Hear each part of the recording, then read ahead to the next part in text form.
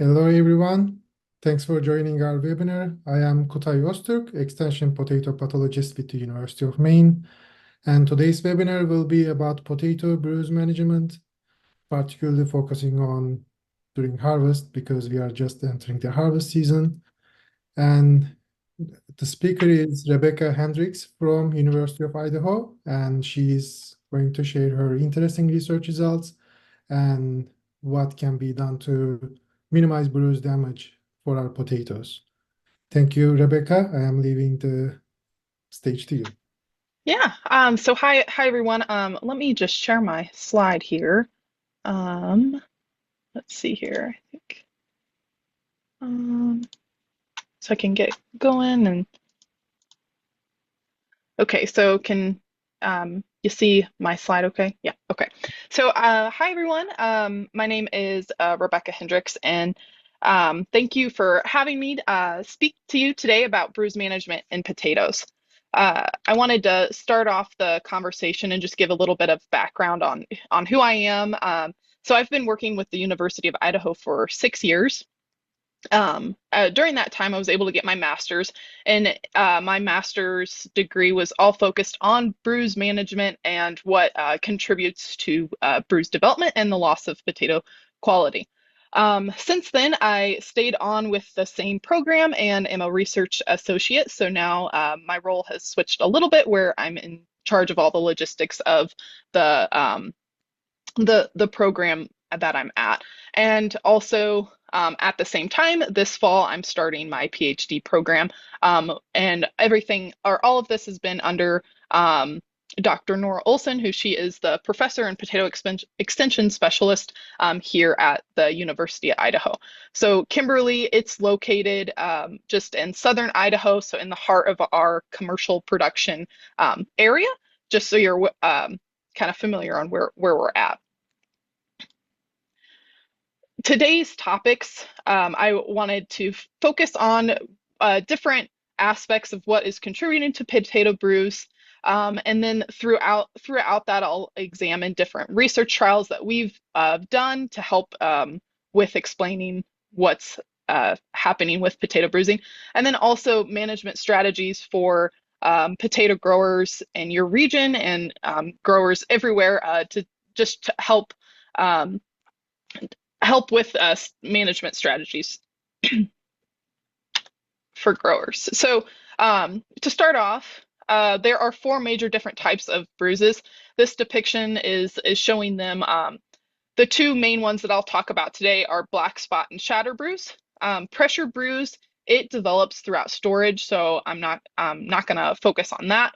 And skinning also, it can develop typically on immature potatoes, where it's also called feathering as well. But again, yes, this topic we're going to focus on black spot and shatter bruise, and we'll get in more to the nitty gritty on those types of bruises.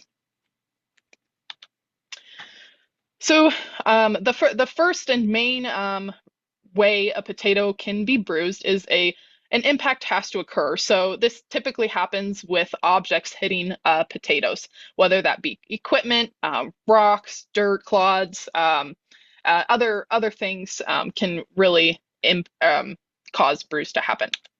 So once an impact occurs, how severe that bruise is can be depicted a lot of different reasons why. The three main ones being and the impact force that occurs, the different cultivar, and then the pulp temperature of those potatoes. Those are the three main things that we've found in our research that can really shift the different bruise that you see. But there are a lot of other different components that some of which we will also talk about today and how they relate to bruising. So for black spot bruise, this typically occurs within a cell membrane.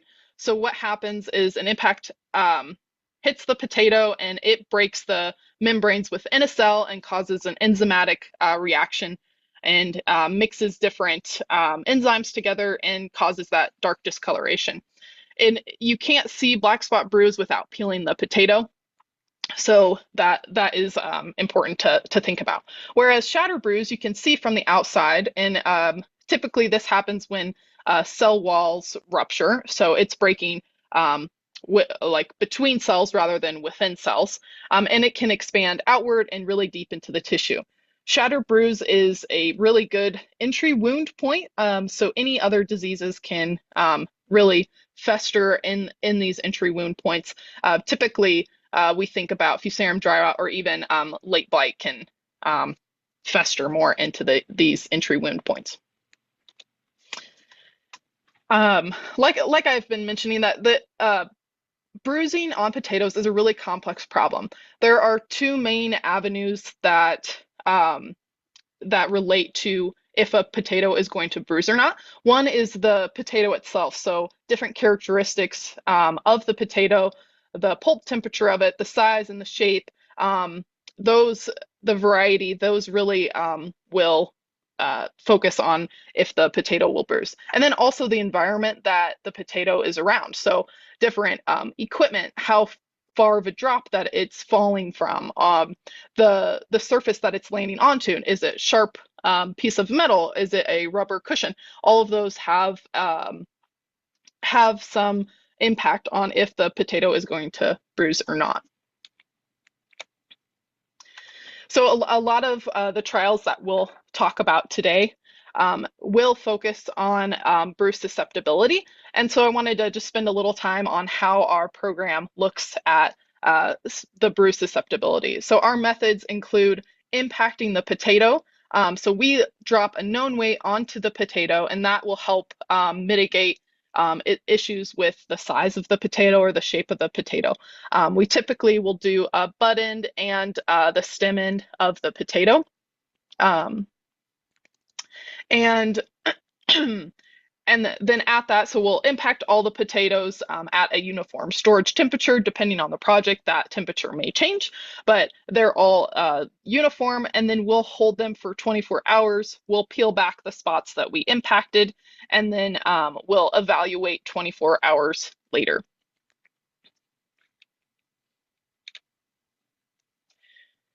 So the first trial I wanted to talk about is focused mainly on drop height, the impact force that the potato encountered versus the varieties that we looked at. So this graph is just showing black spot bruise incidence, if the potato was bruised or not. And overall, of these 6 varieties that we looked at, Teton russet was the lowest on the susceptibility level. The interesting thing, though, was once you broke out all of that data, but depending on the drop height that we looked at, really dictated that susceptibility level. Where Teton, the reason it was lower in overall is because of that lower drop height. It really was a lot lower than the rest of the varieties that we examined. But once you got to a higher drop height, a higher impact force, it responded very similar to other varieties. And on the flip side of that coin is that other varieties, for instance, Dakota russet, it had a really high bruise susceptibility level, no matter the impact height that we looked at, even at those lower levels. And so this is the same trial, but looking at shatter bruise incidence. And what we found was a similar trend, that the varieties did respond differently. And then when you looked at it broken up by the drop height, we did see this trend that the higher the drop height, the more shatter bruise that you're going to see, which makes sense. But what was interesting for this part is that some varieties, it's like they reach a threshold and then they just will really have a lot more susceptibility level. Dakota russet would have been a example of this not happening. It was really low no matter the height, but again, like Teton russet, it responded very similar to all the other varieties at the lower drop heights. But then once it reached that 12-inch, it was a lot higher than the rest of the varieties. On that same trial, we also looked at it again, like I said, on the butt end of the potato versus the stem end of the potato. And really that's where you saw a lot of that variability shift. So for black spot bruise incidence, the lower the drop height, you could see a lot more variability. So again, sorry for the busyness of the slide, but really what I'm trying to show is that, here, let me get my laser pointer. So really what I'm trying to show is that at that lower drop height for black spot bruise incidence, you see a lot more variability. But then on the flip side, for shatter bruise, you see a lot more variability depending on the tuber end that you're impacting, as well as the variety. You see a lot more variability on the higher impact height. So when you are looking at potatoes and trying to determine susceptibility, it's crucial to look at a lot of different heights and a lot of different factors to really see how susceptible that variety is. And on that same vein, we did try to put these on a susceptibility scale for the grower to really to see if it's low, moderate, or high, and for bruise susceptibility. So of these varieties that we looked at, just to really hone in on that, if you were to only look at, say, the middle drop height for black spot bruise incidence, all the varieties seem to respond the same. But once you split out between the different impact forces that they potentially could encounter, that's where you see that shift of different varieties being more or less susceptible to black spot bruise. And shatter bruise is a similar manner. Now with Umatilla russet having it responds the same at that lower impact, but then at 7 inches it then becomes more moderate, and then but then at 12 inches it then is responding similar to some of the varieties where say Teton russet was low and then really became high at that impact. So this is really just trying to hone in that variety can dictate a lot of if it's going to bruise or not, and then at different level drop heights as well. So then the next topic I wanted to talk about was the pulp temperatures that your potatoes are getting harvested at or getting handled at. So our rule of thumb is try and keep or try to move potatoes between 65 and 45 degrees. And really, we want to keep that, narrow that window as much as possible. So here in Idaho, our harvest conditions, we're getting more concerned with hot and dry conditions, that pulp temperatures are coming out a lot hotter. But I know in Maine that colder can be a concern as well.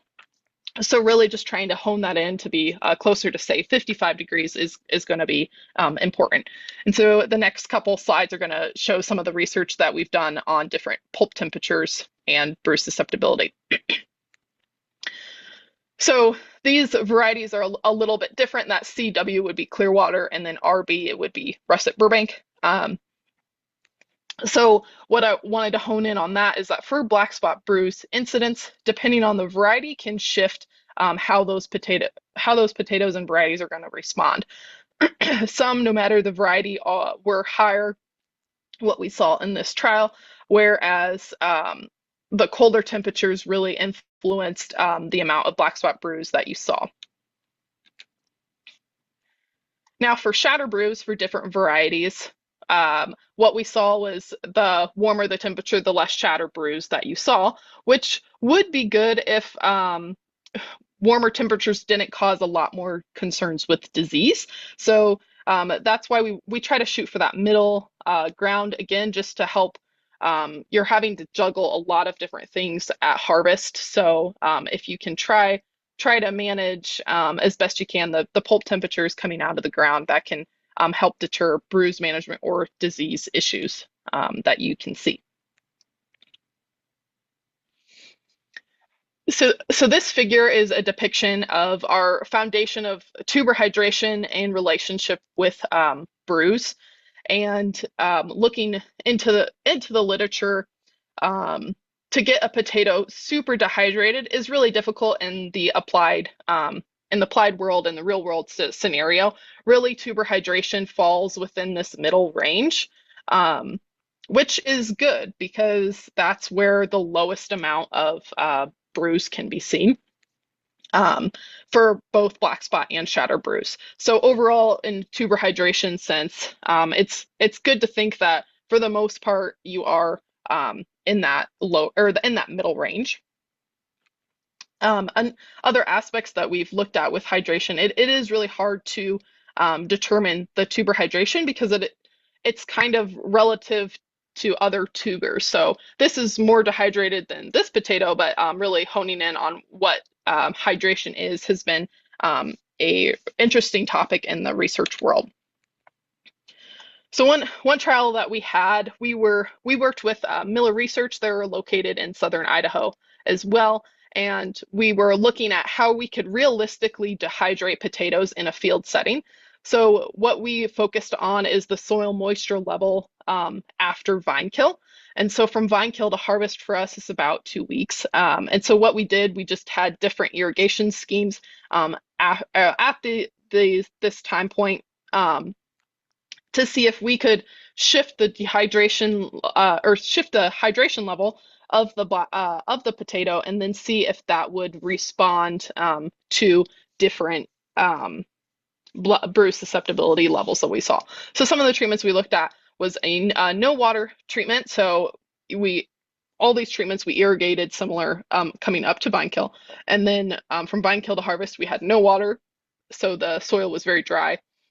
One, we maintained the soil moisture seen, and then one, we just watered once. So just try to get a range of different hydration levels.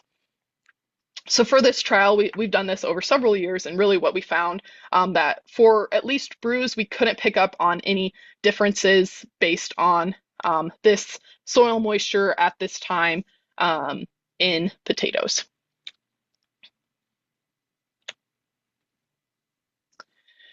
So to shift over to bruise susceptibility and maturity of the crop, we've done a lot of trials where we would hand dig potatoes and then bruise them several weeks prior to harvest, and then see if the bruise susceptibility levels shifted coming into the harvest season.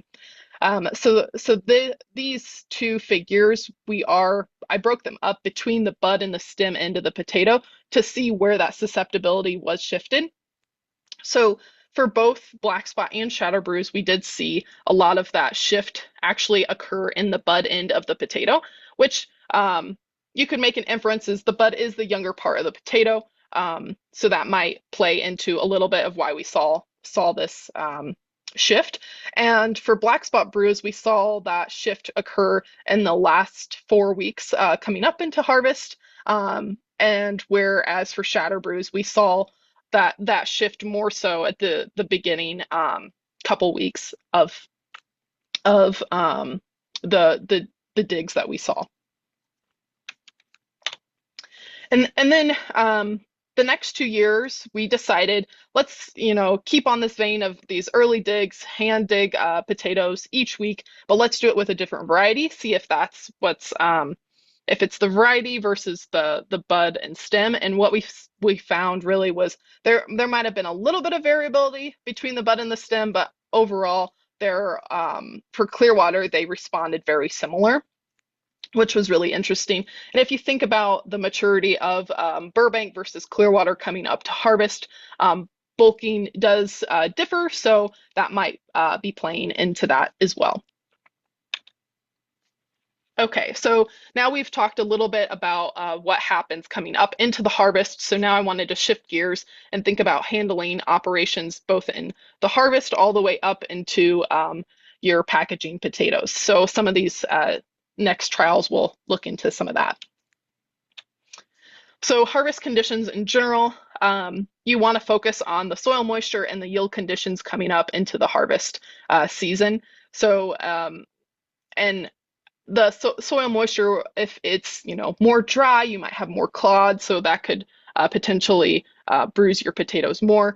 There is a lot of research out there on these harvest conditions and soil moisture at that time as well. So I'm not going to spend a lot of time on that. but to think about your yield conditions in a sense of if you have a high yield or a low yield, and are you running your belts full of potatoes or not. The less potatoes on the belt, the more contact that they have with the equipment itself, so more prone to different bruise.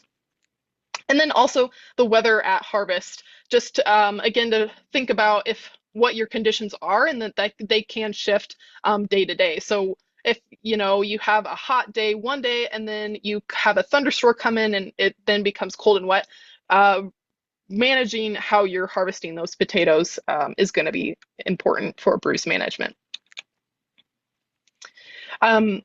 And there's a lot of good bulletins out there as well on harvest operations. So this figure here is from a University of Maine bulletin where they're focused on the harvest operations and what you can do to help make your equipment run as smoothly as possible.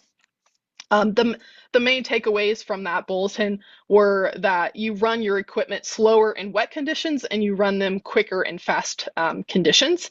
And then also to help with that bruise management, adjusting any transition points to have the lowest amount of drop heights possible, and making sure the belt speeds are going relatively the same speed, so you don't have one that's going really quickly and then one going really slow. So just maintaining how the speed of those potatoes are coming off of the harvester and into the trucks is going to be important as well. So we actually have done projects with commercial growers looking at ways that they could potentially take samples, look at potato bruises, and then make adjustments to their equipment on the fly. Excuse me. So for this project, we did look at russet Burbank and a handling operation. So from out of the field straight into going into a storage, we took samples. There was about 20 potatoes in these samples. We counted how many shatter bruises were present, and then black spot bruise as well. So I'll go into a little bit of what that looked like for the this grower's operation.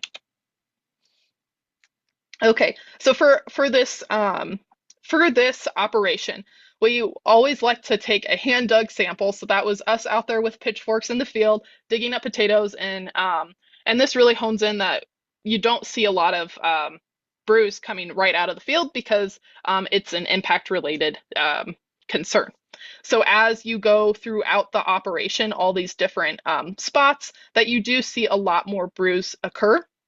Up here on the top, I did just do the average amount of black spot bruises that you saw for each location that we looked at.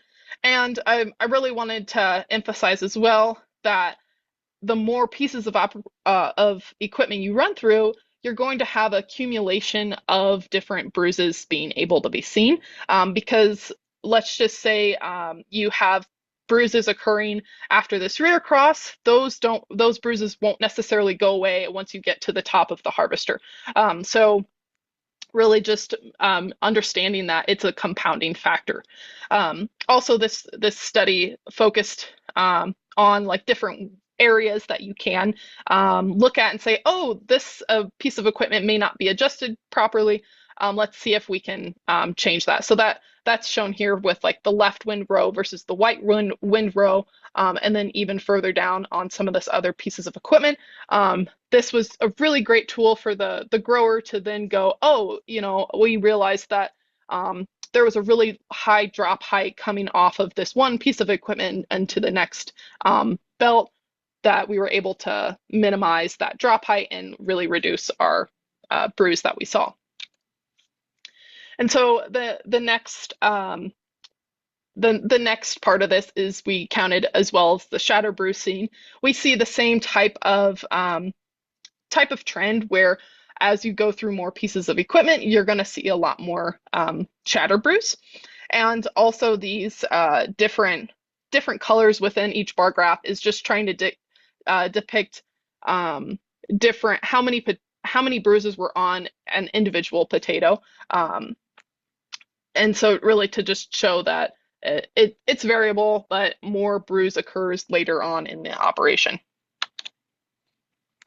Okay, so now in this journey these potatoes are taking, we've talked about the harvest season, transitioning into the storage, but now what can bruise management really do for storage quality?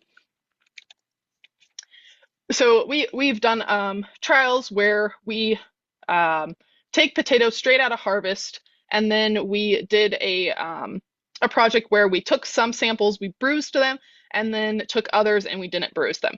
And so we then took those samples, looked at them throughout their storage season, and really looked at different weight loss that we saw for different varieties. The way we bruised these potatoes was similar to that bruise susceptibility level, so we knew exactly the impact places that we bruised these potatoes. Some good takeaways from this trial is that varieties responded differently, where Clearwater Russet had the most weight loss seen between these two treatments. And this makes sense because Clearwater Russet is a little bit more susceptible to bruise. And so seeing that weight loss really can be shifted just on how bruised these potatoes are was really good to see in this trial. So here's just a depiction of some of that dehydration that we saw. You can see the slight little the ink from the stamps that we had done on these potatoes at the beginning of the season, and just to show how that really affected weight loss. And some of the other potatoes that we saw at the end of this trial, we saw potatoes that had a lot of fusarium dry rot depicted here. And these, again, were the different impacted zones that we did for these potatoes. So with that vein, we decided to do some more research with weight loss, bruise, and then we wanted to add in a component of fusarium dry rot, and really to show like how much of this might be related to disease.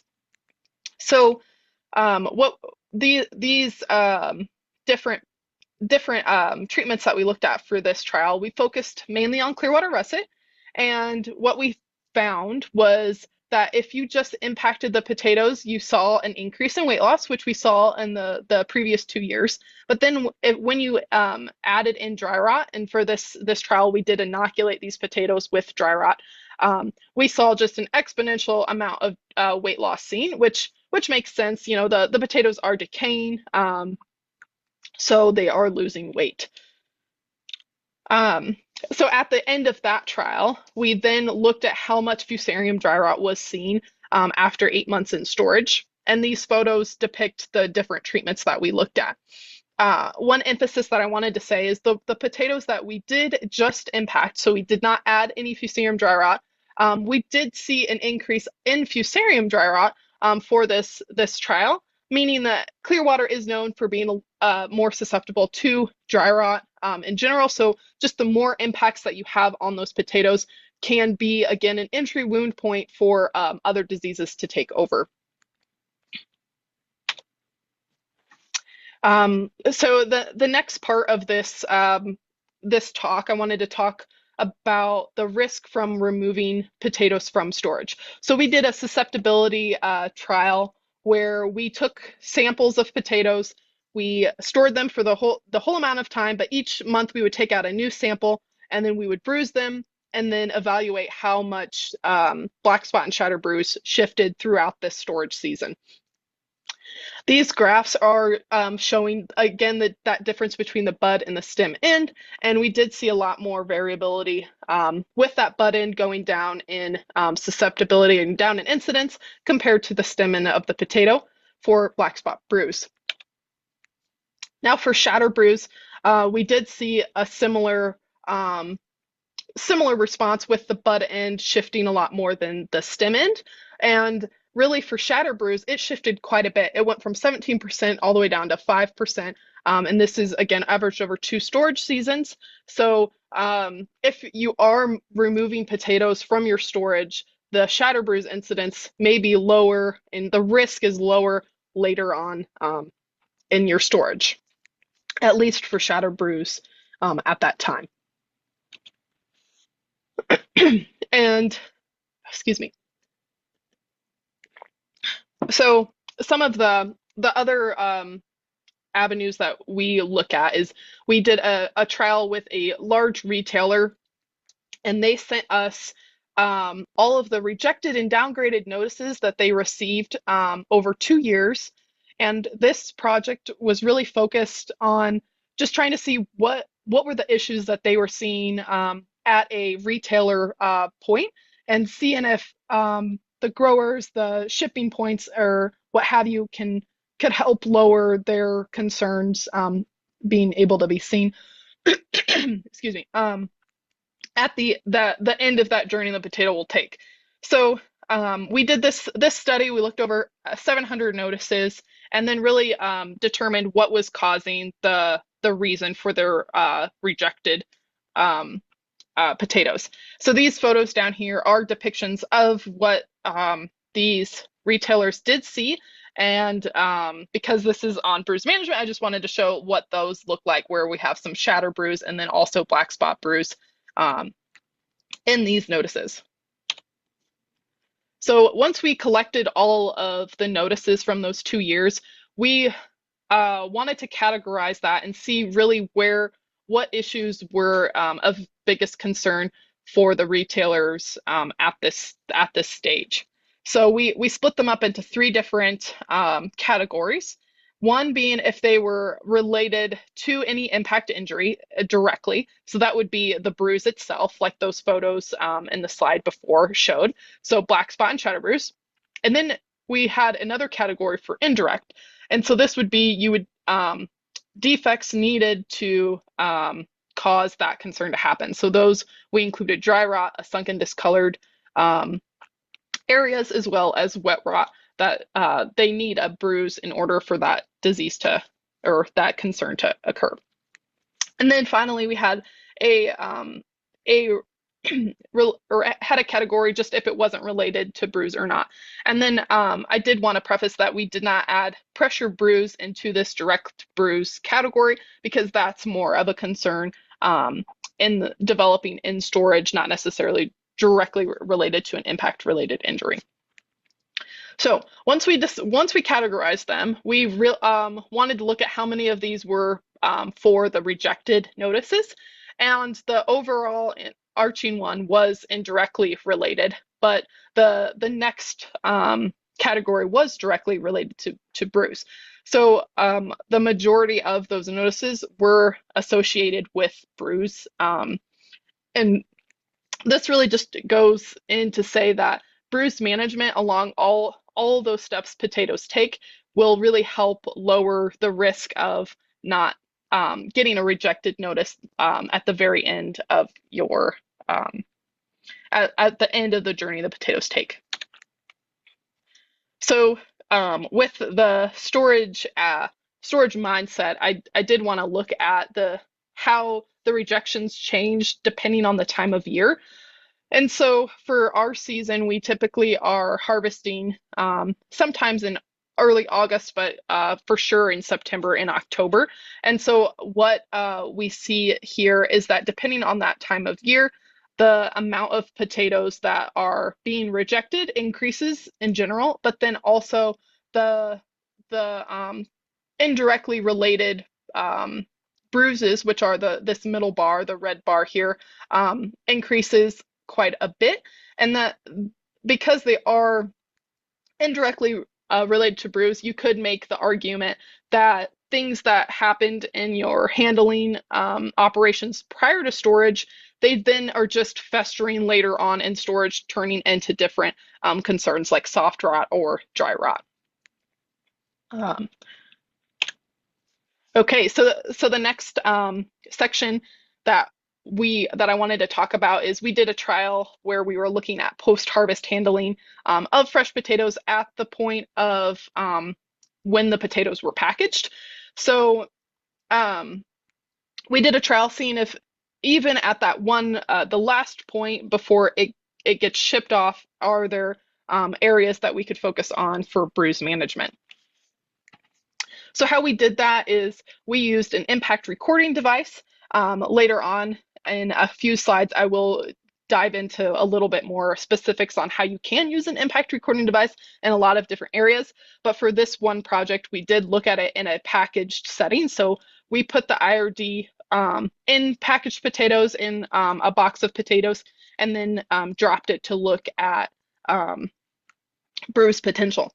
So how we decided what bruise potential was, the IRD, it will record peak accelerations that occur. So when you drop it, that impact force, it'll record.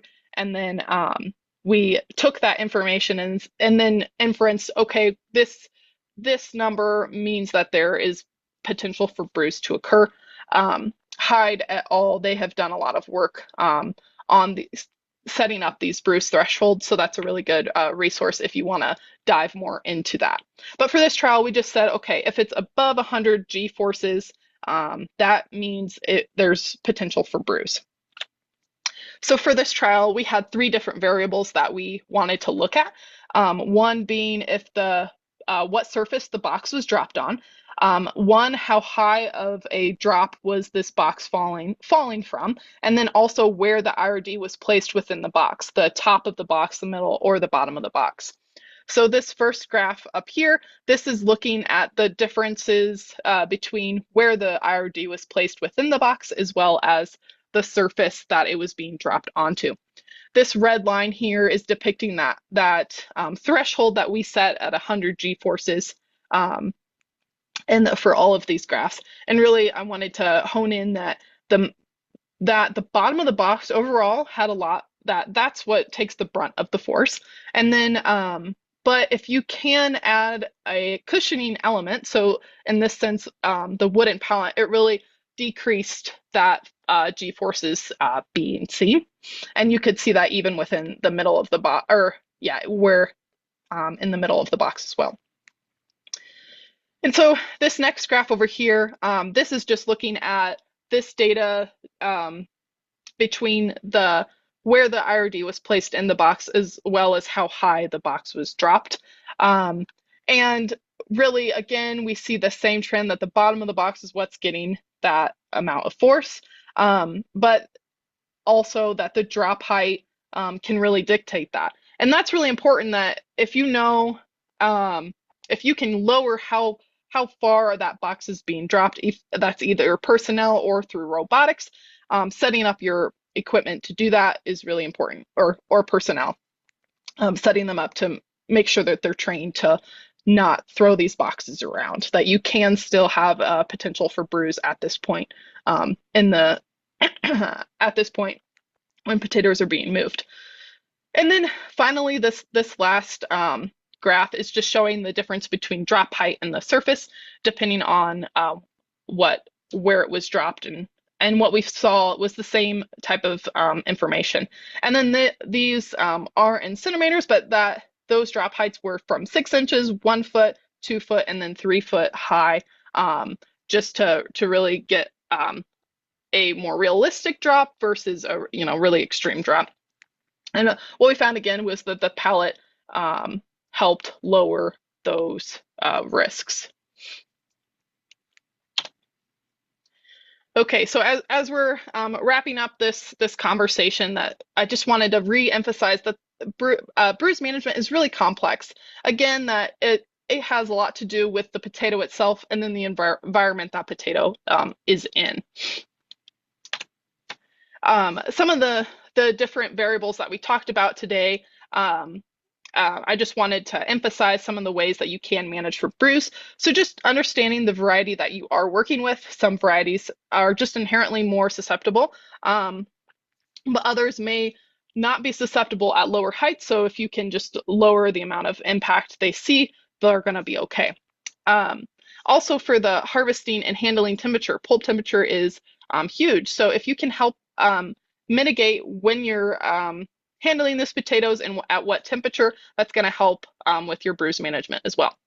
If you can adjust your handling equipment and train your employees, that's always crucial. And we'll talk about some of areas or ways that you can do that a little bit later. But really, that just also adding and replacing padding when you're in the maintenance mode, so say not right at harvest, but after harvest and you're maintaining all of your equipment, just knowing that if you replace any padding or rollers or anything to your equipment, that can really help mitigate bruise on that level. And today I talked a lot about the differences between the bud and the stem end, and how you can use that to your advantage is knowing the location of those bruises on the potato as an indicator of if you have a problem or not. So say the bud end that typically doesn't have near as much black spot bruise, but if you are seeing black spot bruise on the bud end, that might be an indicator that there's an issue in one area of your operation.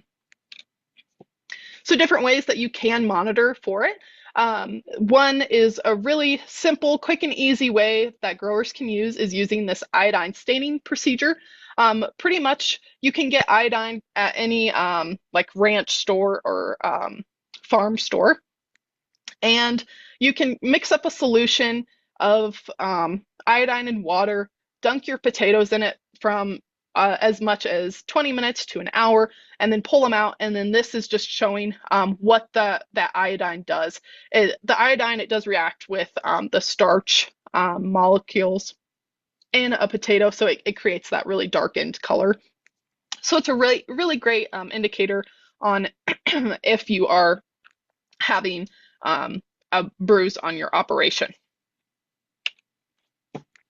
Another way that you can monitor for bruise is looking at black spot bruise. One of the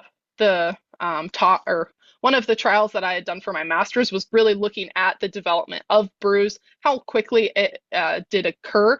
And this picture is showing some of what we saw is that within 24 hours, you're seeing the majority of the bruise show up, but you can see different hues of the bruise occur between 3 to 5 hours, and 75% of them are already there at that time. So these monitoring ways that you can do that, you can collect samples at different locations. You hold the potatoes at warmer temperatures, and then once they have warmed up, you can assess the bruise just by peeling back the skin and seeing what's going on. And then once you see a problematic area in your operation, you can then make adjustments based on what you see. And really, what this for monitoring reasons, what we found was potentially you could take samples in the morning, hold them in your office or in a warmer area for several hours, and then later that night be able to look, assess those bruises or assess the potatoes, and then be able to adjust your equipment for the next day of your harvest or your handling operation. So like I said, I would talk a little bit more about the impact recording device. So these devices we used in IRD just because that's what we had access to, but there are a lot of different devices on the market, and you can run these through pieces of equipment, and it really is supposed to mimic how a potato could respond to impact. So to use an instrumented sphere, we recommend creating a bruise threshold for the variety that you're working with. A lot of the different devices manufacturing information will go and or you can set a certain threshold for what you see on your own operation. And one way to create this threshold would drop the true potatoes and then drop the IRD from different heights, different surfaces, and then see what bruise actually occurs, and then set your IRD up for that threshold for which variety you're working with. And then you can run it through the different pieces of equipment. What we have found is that this, although it is very bright and very red, it is easily lost. So make sure that you have lots of eyes on it if you are running it through equipment.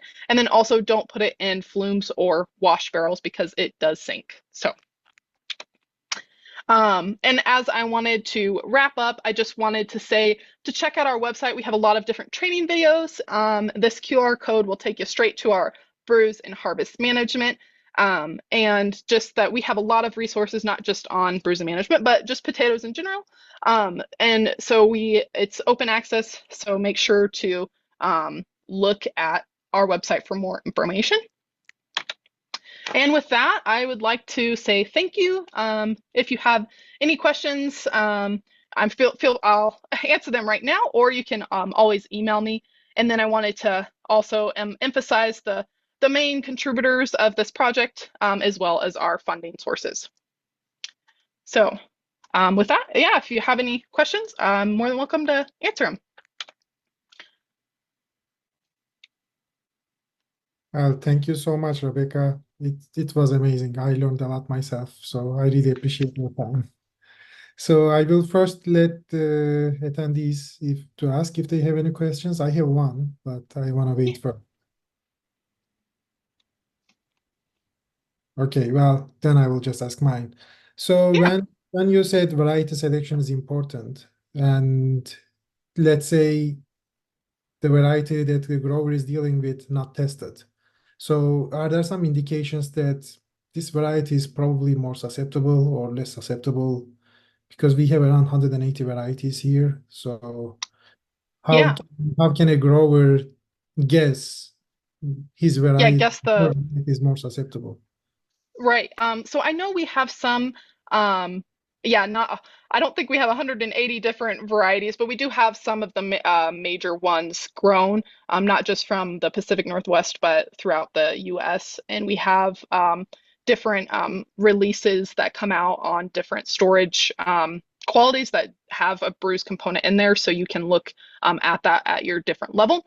Ways that growers could do that as well is if they have several varieties on their property, they could potentially do their own little testing. And as you get used to that variety, you're gonna pick up on, oh wow, this just shatters a lot more, or this doesn't. And then so I think it takes a little bit of just knowing the varieties that you're working with, and being able to yeah, with time you're gonna know how they're gonna respond.